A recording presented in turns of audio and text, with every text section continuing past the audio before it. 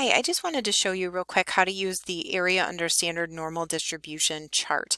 And in practice, most statisticians are not going to use a chart like this. They're going to use some sort of computing device, software on a computer likely, but this chart can be helpful, in the context of a math class where, maybe students don't want to learn a new piece of technology in order to find the area under the normal curve. And so um, once you know how to use this chart, the good news is it's not, it's fairly simple. So this chart will give you the area for any sections under the normal curve that start at 0 and then go to a particular z-score. So say for instance you want to know the area, and you can see we're going to use this picture here where we want this shaded region starting from 0 going to a z-score of 1.50.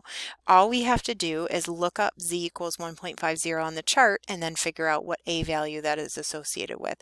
And so the chart starts with a z value of 0, and you can see as it goes down this column it increases, and then at the end of the column, so we get to 0.24, then you have to actually go over to the next column to continue. And so you keep snaking around basically until you find the z-score that you want. And so the z-score I'm looking for is 1.50, which is right here, and that has an area of 0.433. So this area right here is 0.433.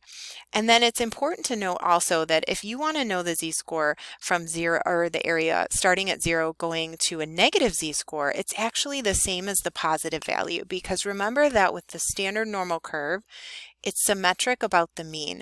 And so if I want to know the area starting at 0 going to 1.5, that's going to be the same as the area starting at 0 going to negative 1.5. So those are both going to be areas of 0.433.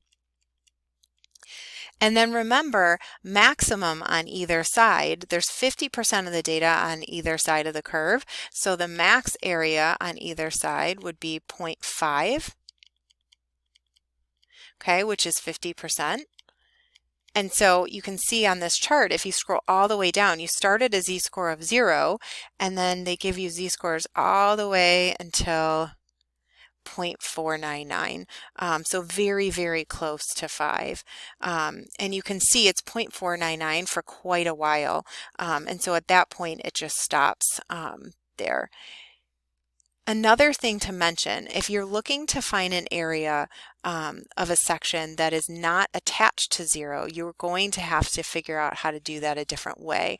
And so if you have an area where maybe it's over here on the side, it's not as simple as just looking up one z-score from the chart. You're going to have to figure out, what is this area? What is this area? And you may even have to do some subtraction. So just remember that this chart only gives you the areas that start from 0 going to a z-score. And if you want to find the area of a section that is removed, that is off of, that's not touching that center line, the median, or that 0 line, then you're going to have to get creative in terms of how you find that area.